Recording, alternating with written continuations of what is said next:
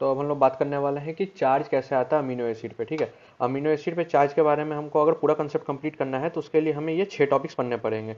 पहला टॉपिक रहता है इंट्रोडक्शन टू अमीनो एसिड। हम लोग बेसिक कंसेप्ट देखेंगे कि अमीनो एसिड का कैसा स्ट्रक्चर रहता है, क्या उसमें आर ग्रुप रहता है, कहाँ पे उसका कार्बोक्सिल ग्रुप रहता है, कहाँ पे उसका अमाइनो ग्रुप रहता है। इसमें हम लोग थोड़ा सा ओवरव्यू देखेंगे बेसिक सा कि कैसे होने वाला है अमाइनो एसिड के बारे में।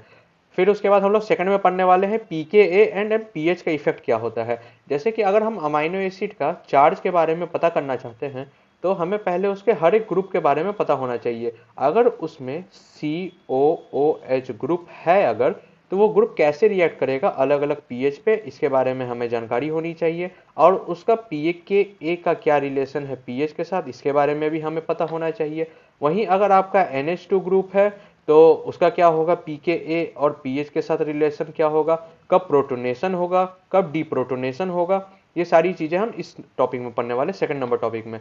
तीसरा आपका आता है non charge R amino group के बारे में। ठीक है, मतलब इसमें क्या होता है ना कि वैसे अमाइनो एसिड के बारे में हम लोग पढ़ने वाले हैं जिसका कि जो आर ग्रुप रहता है, अभी हम बात करेंगे आर ग्रुप क्या होता है, उसमें चार्ज नहीं जनरेट हो सकता है। जैसे कि glycine, alanine, valine, leucine, lysine, isoleucine, इस तरह की जो चीजें रहती हैं उसमें हम लोग पढ़ने वाले हैं कि वो सब नन चार्ज रहते हैं, उनका जो आर ग्रुप रहते हैं, तो उनका कैसे निकाला जाएगा चार्ज, उसके बारे में बात करेंगे। फिर हम लोग चौथे नंबर में पढ़ने वाले हैं कि जो चार्ज आर ग्रुप रहेंगे एसिडिक वाले। ठीक है, जैसे कि आपका आ जाएगा स्पार्टिक एसिड आ जाएगा, ग्लूटामिक एसिड आ जाएगा, ये दोनों के दोनों चार्ज आर ग्रुप वाले रहते हैं, इनका कैसे चार्ज निकालेंगे हम इसके बारे में पढ़ेंगे। फिर उसके बाद हम देखेंगे कि बेसिक का कैसे निकालने वाले हैं, ये हमारा 5th नंबर में आ जाएगा।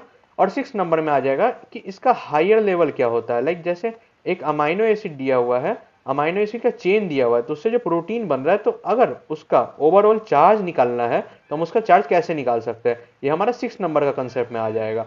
ये सारे कंसेप्ट जब आप कवर कर लेंगे तब हम कह सकते हैं कि आपने चार्ज और अमाइनो एसिड का पूरा कंसेप्ट कवर कर लिया। ठीक है, तो सबसे पहले हम लोग चलने वाले हैं इंट्रोडक्शन टू अमाइनो एसिड, कि आखिर अमाइनो एसिड होता क्या है। पहला कंसेप्ट है कि हम लोग पढ़ने वाले इंट्रोडक्शन होने वाला अमाइनो एसिड का। चलिए इसके बारे में बात करते हैं। इसमें क्या रहता है, एक जो रहता है मेन चेन रहता है। ठीक है, ये जो दिख रहा है ना आपको, ये वाला चेन जो मैं भी रेड कलर से मार्क करके दिखा रहा हूँ, ये आपका मेन चेन में आता है। ठीक है, अब इसमें देखिए, इसमें एक रहेगा ये वाला कार्बन रहेगा। ठीक है, और एक साइड रहता है आपका कार्बोक्सिलिक ग्रुप रहता है। और एक चीज याद रखिएगा, हमेशा कार्बोक्सिलिक ग्रुप राइट की तरफ रहता है, इसको राइट में कन्वेंशन के थ्रू लेते हैं। और लेफ्ट साइड में आपका अमाइनो ग्रुप प्रेजेंट है, और नीचे में आपका आर यानी कि साइड चेन प्रेजेंट है। ये जो तीन चीजें हैं, ये पहला नंबर, ये रहा दूसरा नंबर, ये रहा तीसरा नंबर, ये तीनों की तीनों चीजें हर अमाइनो एसिड में सेम रहती हैं। लेकिन अमाइनो एसिड कैसे डिफर करता है एक दूसरे से, वो डिपेंड करता है इस साइड चेन पे। अगर इस साइड चेन में H रहा होगा तो वो बन जाएगा ग्लाइसिन। अगर इस साइड चेन में तुम्हारा CH3 रहा होगा तो वो बन जाएगा एलानिन। ये सारा का सारा जो है अमाइनो एसिड का कितना वैरायटी है, टोटल 20 तरह का वैरायटी होता है। ठीक है, और 20 वैरायटी किस चीज पे डिपेंड करती है, 20 के 20 वैरायटी डिपेंड करते हैं कि वो आर ग्रुप कौन सा, और ये वाला सेम रहेगा, ये वाला सेम रहेगा, ये वाला सेम रहेगा। अब यहां से एक चीज क्लियर दिख रहा है, ये जो अमाइनो ग्रुप है ये रहेगा आपका बेसिक रहेगा, ये जो कार्बोक्सिल ग्रुप है ये रहेगा आपका एसिडिक रहेगा, और आर जो साइड चेन है उसके बारे में बात करेंगे कि उससे आगे कैसे कैसे होता है, कितने तरह का अमाइनो एसिड होते हैं, ये हम लोग बात करने वाले हैं आर ग्रुप के अकॉर्डिंग में। यहाँ पे 20 के 20 अमाइनो एसिड का स्ट्रक्चर अवेलेबल है। ठीक है, अब आप इसमें देख सकते हैं, पहला है ग्लाइसिन, एलानिन, वैलिन, प्रोलीन, ये सारे के सारे जो भी है ना, ये चार्ज वाले नहीं होते। इनका जो आर ग्रुप रहता है, जैसे इसका आपको आर ग्रुप देख सकते हैं, ये जो रेड कलर से मार्क है इसकी बात नहीं कर रहा हूं मैं। ठीक है, देखिए इसमें क्या है, ये रहा आपका मेन चेन COOH हो गया, और ये वाला हिस्सा हो गया मेन चेन आ गया। अब इधर देखिए, ये वाला आपका हो गया मेन चेन। अब यहाँ से निकला हुआ ये जो अब मैं मार्क कर रहा हूँ रेड कलर से, ये है आपका आर ग्रुप। इसके अकॉर्डिंग डिसाइड होता है कि ये कौन सा अमाइनो एसिड रहेगा। वैलिन में देखिए, वैलिन में आपका ये वाला आर ग्रुप रहता है। ठीक है, उसके बाद आपका बात करते हैं सेरीन में, इस तरह का आर ग्रुप रहता है। एक मैं वीडियो बना दूंगा जिसमें कि आपको बताऊंगा कि ये 20 के 20 अमाइनो एसिड कैसे याद करते हैं, उसका एक ट्रिक होता है। ठीक है, उसके अकॉर्डिंग याद करने से बहुत आसानी होगी। अगर ऐसे आप याद करेंगे तो बहुत ज्यादा दिक्कत हो जाएगी। ठीक है, अब ये जो 20 रहते हैं ना, 20 में से सिर्फ 5 ही चार्ज आर ग्रुप के रहते हैं। ठीक है, बाकी जो 15 रहते हैं वो नन चार्ज आर ग्रुप रहते हैं। ठीक है, अब वो जो 5 चार्ज आर ग्रुप के रहते हैं उसको याद करने का तरीका KRHD एंड ई। ठीक है, KRHDE KRHD ऐसे करके याद कर लेंगे आप। KRH जो होते हैं वो आपके बेसिक होते हैं, डी और ई जो होते हैं वो होते हैं एसिडिक। ये आपको याद होना चाहिए सिंगल सिंबल नेम के साथ, और उसका पूरा का पूरा स्ट्रक्चर कैसा है वो याद होना चाहिए, फुल नेम याद होना चाहिए, और चार्ज कहाँ पे कैसा है वो आपको पूरा का पूरा याद होना चाहिए, नहीं तो अमीनो एसिड का चार्ज वाला स्ट्रक्चर नहीं बन पाएगा आपसे। ठीक है, ये एक मैंने ब्रीफ ओवरव्यू यहाँ पे दे के रखा है कि कैसे कैसे रहता है अमीनो एसिड का स्ट्रक्चर। इसमें सारे का सारे इंपॉर्टेंट नहीं है हमारे लिए चार्ज के हिसाब से, जो इंपॉर्टेंट है उसके बारे में हम नेक्स्ट स्लाइड में डिस्कस करेंगे।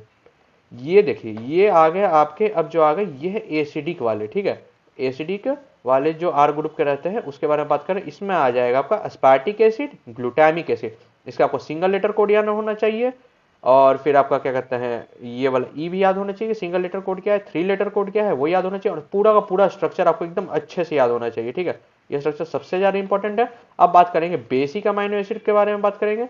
ये जितने भी हैं आपके ये हो गए आपके बेसिक अमाइनो एसिड हो गए, ठीक है। अब देखिए इसमें आपका है सबसे पहले होगा के हो गया, आर हो गया और एच हो गया।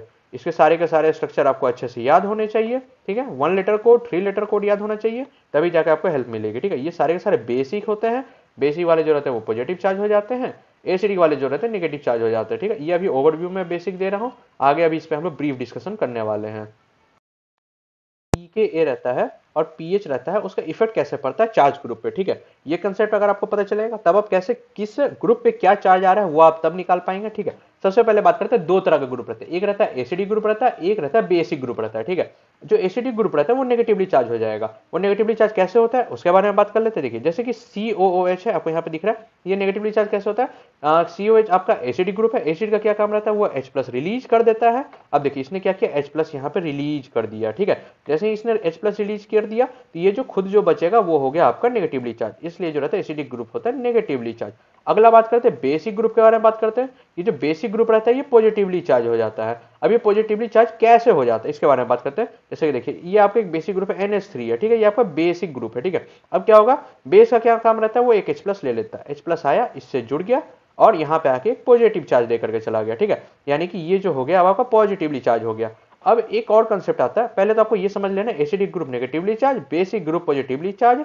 और एक और चीज याद रखिएगा हमेशा, एसिड अपना पावर तभी दिखाएगा जब वो बेस में जाएगा, ठीक है।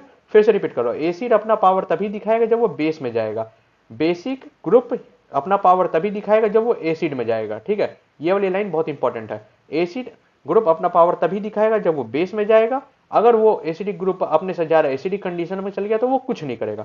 वहीं बेसिक ग्रुप अपना पावर तब दिखाएगा जब वो एसिड में जाएगा, वहीं अगर बेसिक ग्रुप अगर बेस में चल गया अपने मुकाबले तो वो कुछ नहीं कर पाएगा, ठीक है। अब यहाँ पे एक कंसेप्ट के बारे में और बात करते हैं, वो होता है पीकेए।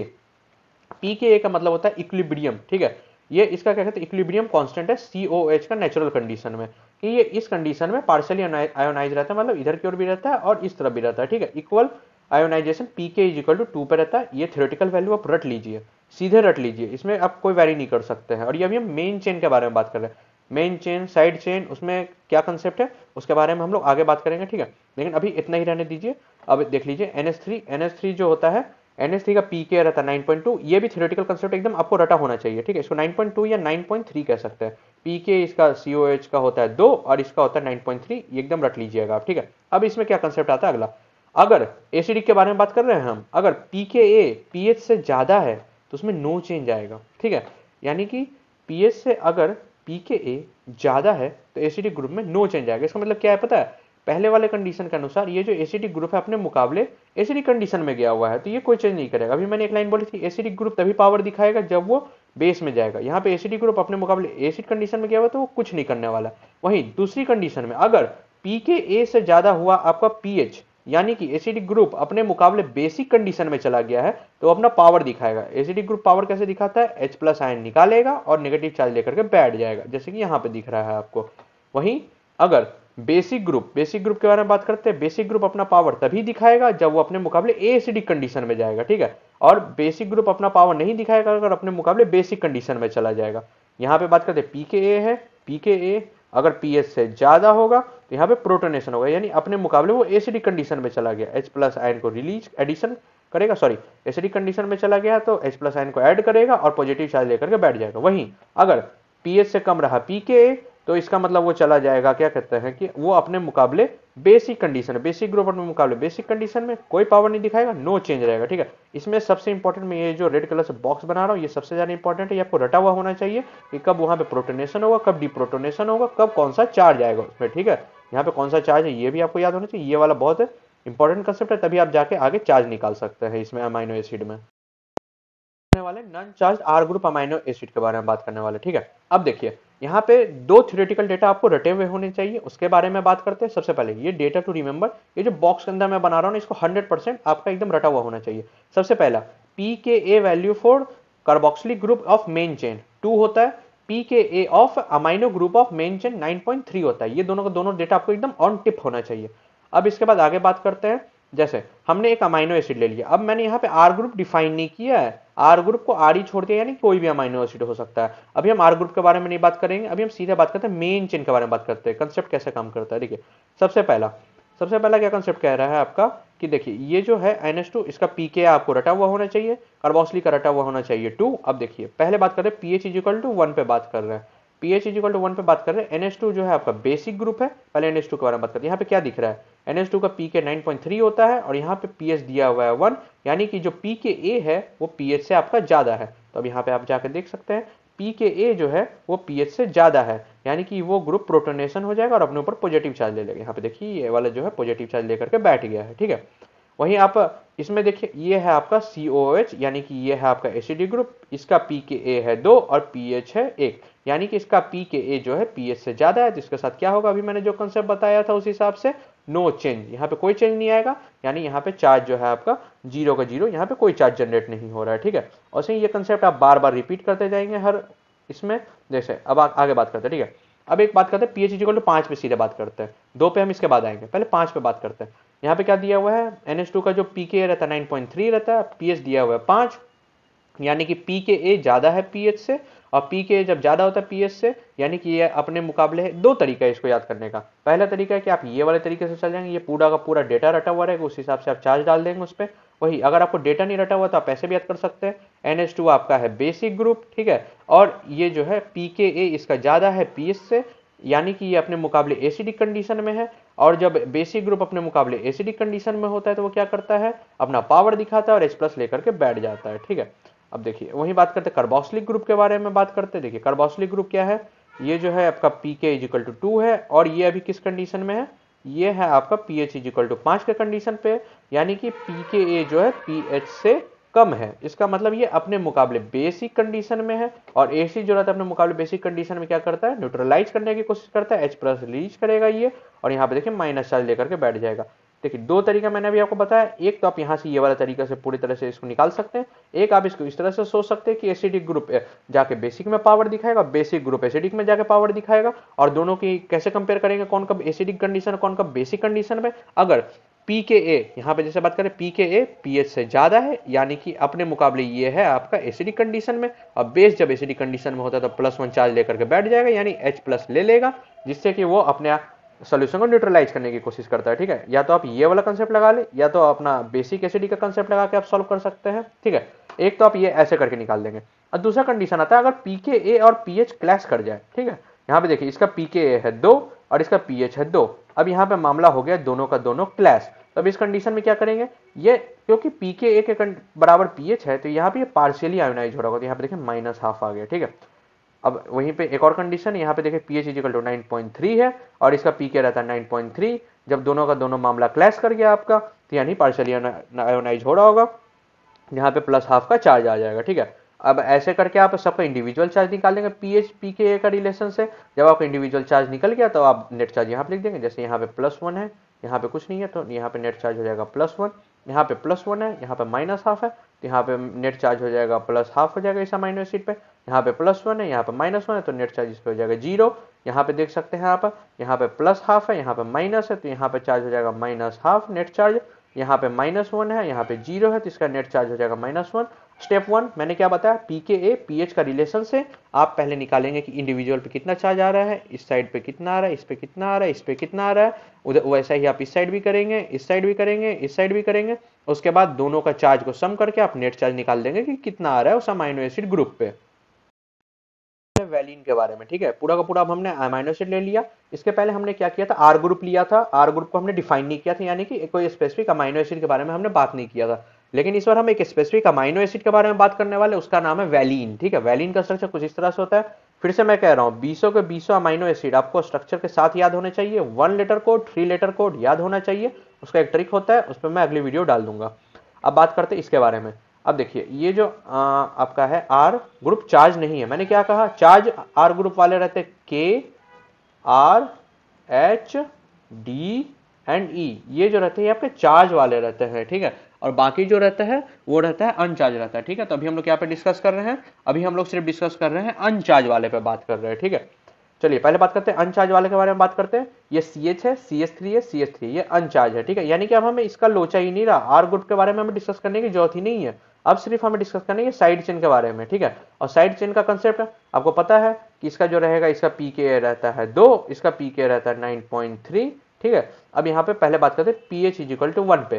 पहली कंडीशन यहाँ पे क्या हो रही है, ये है बेसिक ग्रुप। बेसिक ग्रुप में क्या दिख रहा है, पीके ज्यादा है पीएच से, तो उस पर +1 चार्ज आ जाएगा, ठीक है। यहाँ पे है एसिडिक ग्रुप, इसमें पीके ज्यादा है पीएच से, तो यहाँ पे आ जाएगा 0 चार्ज। अगला कंडीशन देखिए, ये है बेसिक ग्रुप। बेसिक ग्रुप में क्या है, पीके ज्यादा है पीएच से, तो +1 चार्ज आ जाएगा। फिर अगला कंडीशन देखिए, ये है एसिडिक ग्रुप। एसिडिक ग्रुप पे पीके कम है पीएच से, तो उस पर -1 चार्ज आ जाएगा, ठीक है।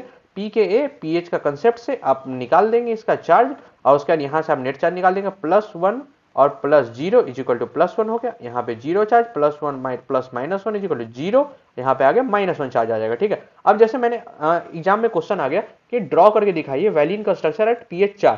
पहले आप निकालेंगे पीके और पीएच का कंसेप्ट से आप निकालेंगे चार्ज, इधर से भी निकालेंगे चार्ज ऐसे, उसके बाद स्ट्रक्चर ड्रॉ कर देंगे। अब यहाँ पे दिख रहा है, पहले तो मेन चेन आपने बना दिया। अब देखिए यहाँ पे दिया हुआ है COH जो रहेगा नेगेटिवली चार्ज हो जाएगा, तो यहाँ पे CO माइनस डाल दिया।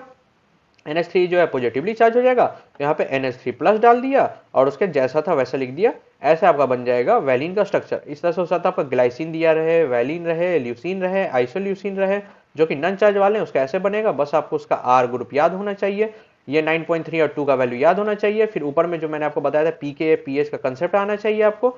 सीधे उसके बाद क्या करना है, आपको अलग अलग का चार्ज निकालना है, और उसके बाद ओवरऑल नेट चार्ज लिख देना है। और स्ट्रक्चर कैसे बनाएंगे, स्ट्रक्चर बनाने के लिए वो जो चार्ज है यहाँ पे ऐसे करके इंक्लूड कर देंगे, और उसका स्ट्रक्चर आपका बन जाएगा। आर ग्रुप के बारे में, ठीक है, उसमें भी सबसे पहले हम लोग पढ़ेंगे एसिडिक ग्रुप के बारे में बात करेंगे, ठीक है। अब एसिडिक ग्रुप 2 ही रहता है आपका, ठीक है। एक रहता है डी, एक रहता है ई, ठीक है। अब डी और ई, अब इसके जो पहले वाला कंडीशन था ना, जिसमें कि हम लोग नन चार्ज के बारे में पढ़े थे, उसमें हमें सिर्फ ये वाला मेन चेन देखना पड़ता था। आर ग्रुप के बारे में टेंशन ही नहीं लेनी पड़ती थी, क्योंकि आर ग्रुप तो रहता था अनचार्ज, वो रहेगा हमेशा न्यूट्रल पे, जैसा आएगा वैसा लिख देंगे। लेकिन अब क्या करना पड़ेगा, अब जो आर ग्रुप है ना, आर ग्रुप पे भी हमें ध्यान देना पड़ेगा। आर ग्रुप पे किसमें ध्यान देते हैं, के पे ध्यान देते हैं, आर पे ध्यान देते हैं, एच पे ध्यान देते हैं, डी पे ध्यान देते हैं, ई पे ध्यान देते हैं, ठीक है। ये 2 जो रहते हैं आपके एसिडिक हो जाते हैं, ये 3 जो रहते हैं आपके बेसिक हो जाते हैं, ठीक है। इन पे आपको ध्यान देना पड़ता है इनका आर ग्रुप पे। अब चलिए हम लोग आगे बात करते हैं। पहले हम लोग एसिडिक के बारे में बात करने वाले हैं। एसिडिक अमाइनो एसिड 2 रहते हैं, रट जाइए, एस्पार्टिक एसिड, ग्लूटामिक एसिड, ठीक है। इसका सारा का सारा पीके याद होना चाहिए। मेन चेन का NH2 का 9.3, मेन चेन का COH का 2, ठीक है।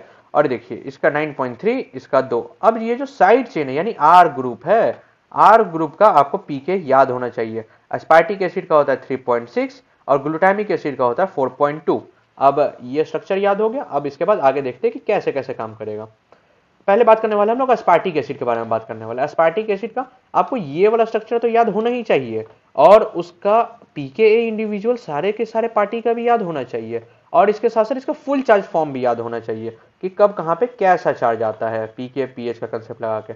अब जरा देखते हैं एस्पार्टिक एसिड के बारे में बात करते हैं। एस्पार्टिक एसिड के बारे में हम लोग बात करने वाले एट डिफरेंट पीएच पे बात करेंगे कि एस्पार्टिक एसिड का कैसे होता है। देखिए एस्पार्टिक एसिड है, अब देखिए एस्पार्टिक एसिड का NH2 ग्रुप है, COOH ग्रुप है, और ये COOH ग्रुप है।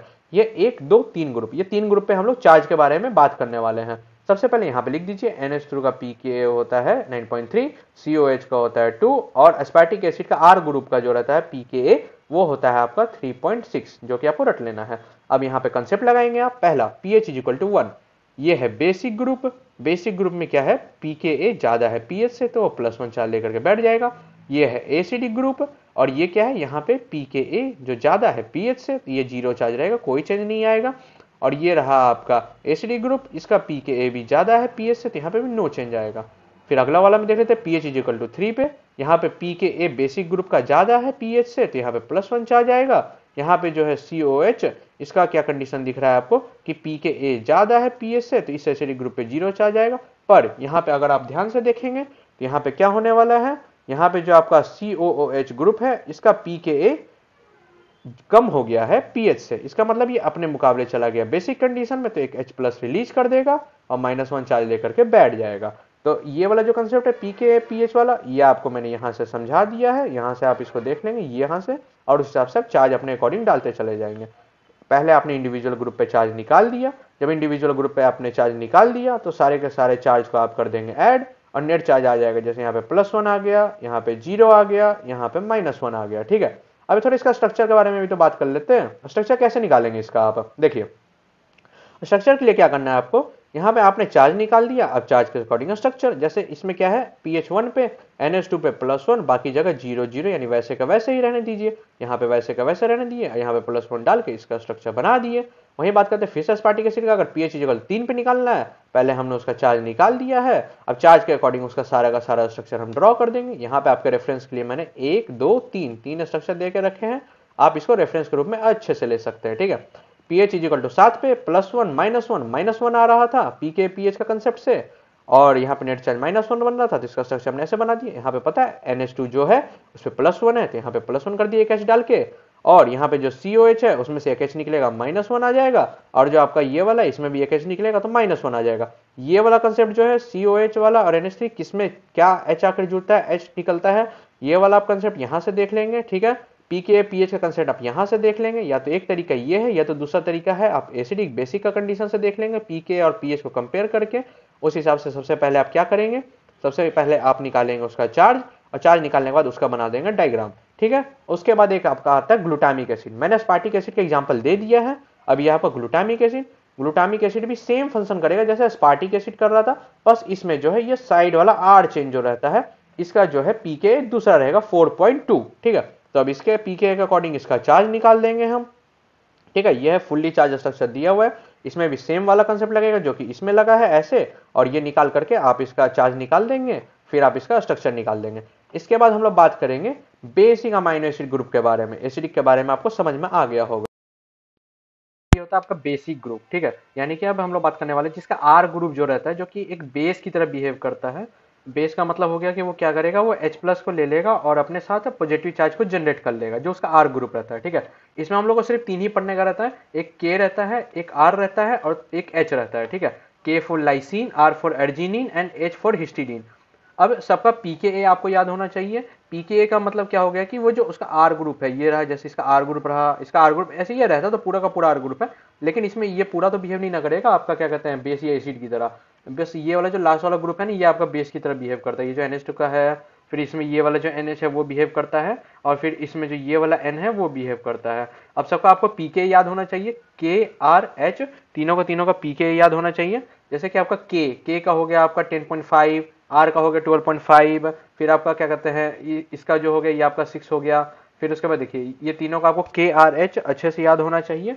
फिर उसके बाद अब देखिए पहले इसका जो चार्ज फॉर्म है ना वो भी आपको अच्छे से याद होना चाहिए। ये रहा आपका चार्ज फॉर्म, इसका चार्ज फॉर्म ये रहा, इसका चार्ज फॉर्म ये रहा, फुल्ली चार्ज फॉर्म। ये H+ ले लेता है और NH3+ जनरेट कर लेता है, ये H+ ले लेता है और NH2+ जनरेट कर लेता है। फिर ये लास्ट वाला रहता है, इसमें भी आपका ये वाला जो रहता है ये आपका H+ को रिसीव कर लेता है और ये जो है NH+ बन जाता है। ठीक है, अब ये तीनों के बारे में मैं डिस्कस नहीं करने वाला हूँ। ठीक है, इसमें से मैं सिर्फ एक डिस्कस करने वाला वो हूँ लाइसिन। जो लाइसिन जिस तरह से काम करेगा वैसे ही आपका बाकी का सारा अर्जिनिन और हिस्टिडीन करेगा। ठीक है, क्योंकि ये तीनों के पास बेसिक अमाइनो ग्रुप रहते हैं जो कि आपका H+ ले लेते हैं और पॉजिटिव चार्ज जनरेट कर लेते हैं। इसमें भी सेम pK और pH वाला फंडा चलेगा जो कि मैंने आपको यहाँ पे बताया है। ये वाला फंडा इसमें भी चलेगा, pK और pH का कैसे कैसे पॉजिटिव नेगेटिव चार्ज कब कौन एक्वायर करता है और कैसे हो जाता है उस पर पॉजिटिव चार्ज का और नेगेटिव चार्ज का फंडा। ठीक है, ये वाला कंसेप्ट लगाएंगे। अब जैसे मैं सबसे पहले लाइसिन का एक एग्जाम्पल लेता हूँ आपके लिए। ठीक है, लाइसिन का एग्जाम्पल लेता हूँ। लाइसिन देखिए ये रहा आपका लाइसिन। अब लाइसिन में क्या है, लाइसिन में देखिए NH2 है, इसका तो देखो मेन चेन का तो हमेशा सेम रहता है, सब में बता दिया मैंने, लाइसिन हो, अर्जिनिन हो, या फिर हिस्टिडीन हो, या फिर एस्पार्टिक एसिड हो, ग्लूटामिक एसिड हो, सबका ये वाला का तो सेम ही रहता है। ये जो मेन चेन का रहता है इसका 2 आपको याद है, इसका 9.3 याद है pK। अब देखिए इसका जो रहता है 10.5 रहता है। अभी मैंने क्या कहा, इसको रट लेना है K R H 10.5 12.5 एंड 6, तीनों का R ग्रुप का आपको pKa अच्छे से याद होना चाहिए, ये आपने रट लिया। फिर अब देखिए ये सबका मैंने चार्ज करके दिखा दिया कि सब अगर सबका सब चार्ज स्टेट में रहेगा तो कैसा रहेगा। आपको ये याद होना चाहिए कि सबका चार्ज स्टेट कैसा रहता है, पता चला। क्योंकि अगर आपको ये नहीं पता है, लेट कर लीजिए आपको ये नहीं पता है, आपने वहां पे बस इतना पता है कि इसका होता है 12.5 और आपने इधर वाले नाइट्रोजन की जगह इधर वाले नाइट्रोजन पे घुसा दिया H और H+ देकर के गलती बना दिया स्ट्रक्चर को। ठीक है, इसलिए किसका कौन चार्ज रहता है, इसलिए मैंने तीनों का अच्छे से चार्ज का डायग्राम दे दिया है, फुल्ली चार्ज कैसा रहता है। बाकी सब में कंसेप्ट सेम लगेगा, वो आप देख लीजिएगा, लेकिन चार्ज का मैंने डायग्राम सबका दे दिया है। अब बात करते हैं लाइसिन के बारे में, सबसे पहले बात करते हैं। ठीक है, लाइसिन में क्या हो गया, ये चार्ज का डायग्राम आपका है, ठीक है। अब देखिए पहले सबसे पहले बात करते हैं NH2, इसका कितना था याद कर लीजिए, इसका होता है 9.3 pK। COH इसका कितना होता है याद कर लीजिए, इसका होता है 2। NH2 R ग्रुप का कितना होता है इसका 10.5, ठीक है, ये आपको याद होना चाहिए। अब देखिए पहले यहाँ पे क्या है एट pH 1, यानी कि ये वाले कंडीशन में क्या बन रहा है, pKa जो है आपका, pKa वो आपका क्या है, ज्यादा है pH से, यानी कि अपने मुकाबले ये गया है किस कंडीशन में गया है, यहाँ पे pKa है और ये है, ठीक है। इसका मतलब अपने मुकाबले ये चला गया है एसिडिक कंडीशन पे, और क्योंकि ये बेस है तो एक H प्लस ले लेगा और +1 चार्ज जनरेट कर लेगा।